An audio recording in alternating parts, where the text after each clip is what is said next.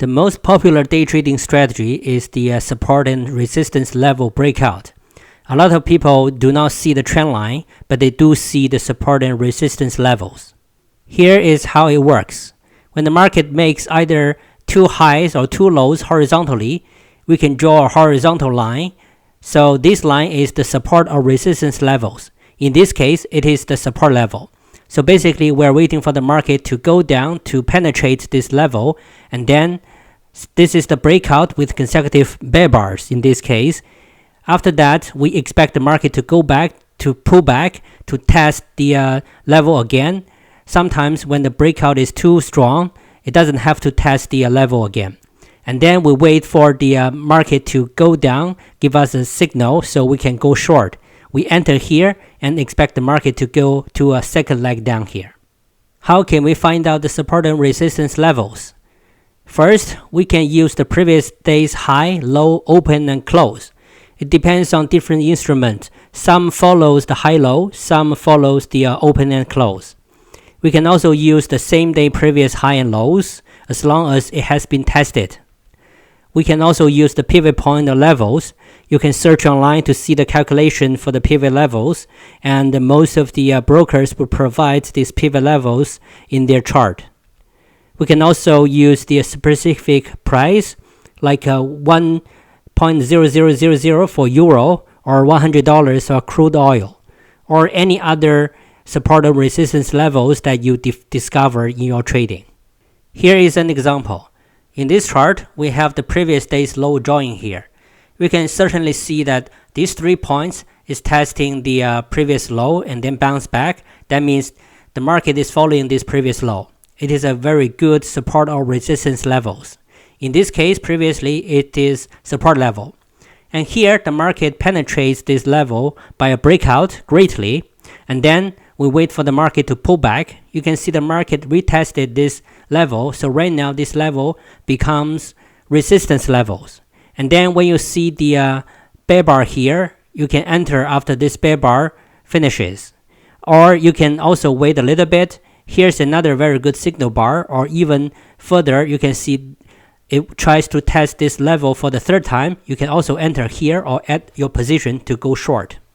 You can see later on the market goes down even further. So this strategy provides very good opportunity for you to gain the profit. Among all the day trading strategies, wedge breakout is the best one. That is because it is easier to master than other strategies. Also, it has higher probability to provide good trading opportunities. At the same time, it can provide both scalping and swing opportunities for more profit. Here's the basic wedge breakout setup. The two trend line will meet each other in the end, and then the whole range is shrinking. Also, when the market goes to the end of the trend line here, and then it's going to break out strongly. And after that, we can trade as the wedge breakout. Wedge breakout can be horizontal, upward, or downward. And the market can break out to either upside or downside. It really doesn't matter. Here is an example. We have a wedge shape, and then the market breaks out to the downside. The breakout is strong because there are consecutive bear bars. And then we wait for the pullback. The pullback can go back to test the previous level or the trend line. And then when we see the signal bar, we can go short in this example. Then we can see that the market goes down even further. So this area will provide both scalping and swing opportunities. Scalping can help you to survive as a day trader, but swing will help you to become a successful trader. The simplest day trading strategy is to trade the second leg after a pure breakout. Here's what it looks like. First, there's no setup. On the left, you don't see any pattern like the wedge, like open triangle or levels, support or resistance. So it's a pure breakout. And then after this pure breakout, you want to wait for the pullback and then trade for the second leg. When we see a signal bar, we do the entry and then we trade the second leg up. We only scalp, do not do the swing. For this strategy, basically there's no setup. If there is a setup, you need to follow the strategy for that setup. Second, we scalp but not swing. That is because The second leg has a higher probability, but the third leg, the probability will be very, very low. So you want to scalp. Here's an example. We have a breakout here, and then there's a pullback, and then we wait for the signal bar to trade.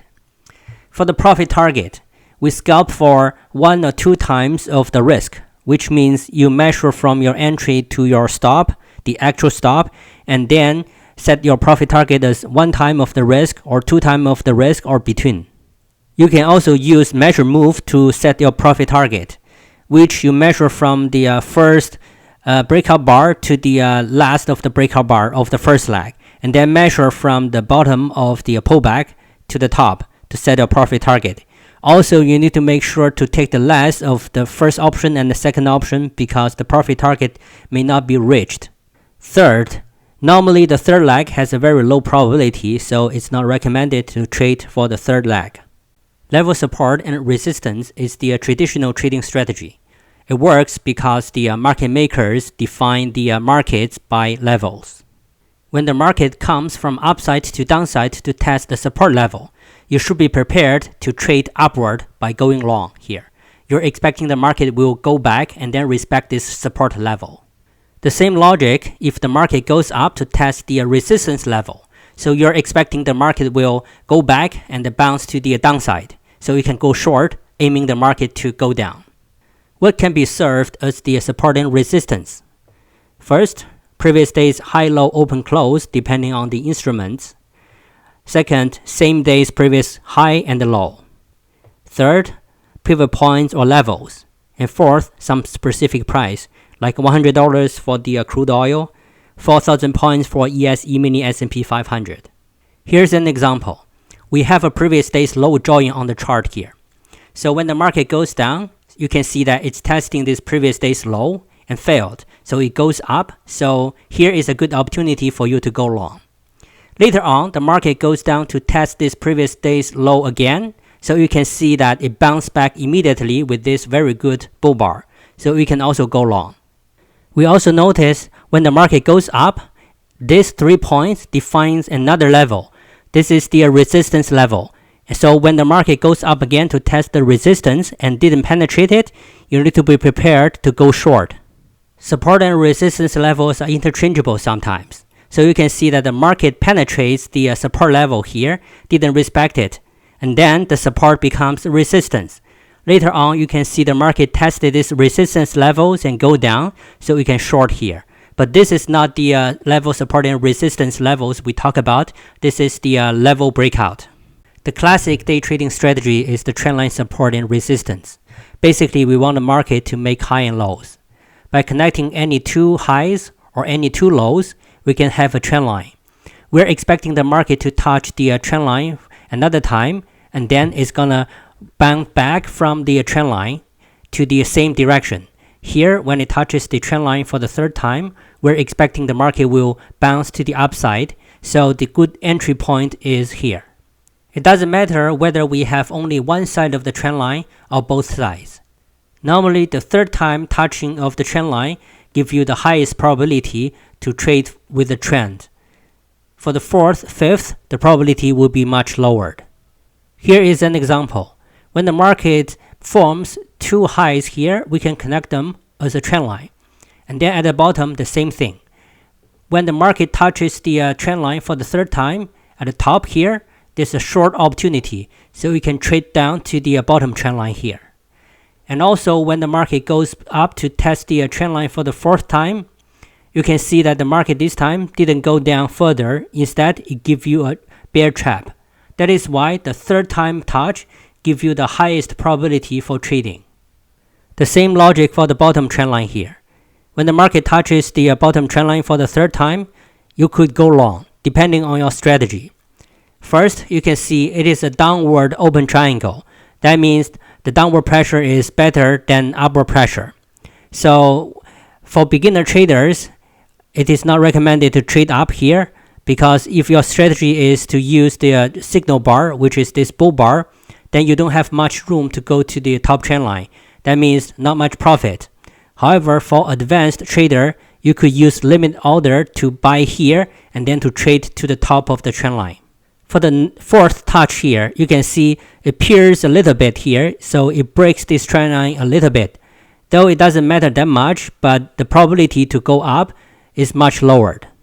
As the market develops, the trend direction changed. When we see these two lows, we can draw a trend line. The same logic. Then when the market goes down to touch the trend line for the third time, we can go long here. And also at the top, we can draw another trend line here to aim the market to go up to touch the top trend line. However, for this leg up, you can see the market didn't go up to touch the top trend line. That means the top trend line doesn't work anymore, and also it means the upward trending is lowered very much. So when you see the fourth touch of the trend line here, probably you don't want to trade, and then the market becomes very choppy. So for beginner day traders, it is recommended to trade the third touch of the trend line and trade with the trend direction.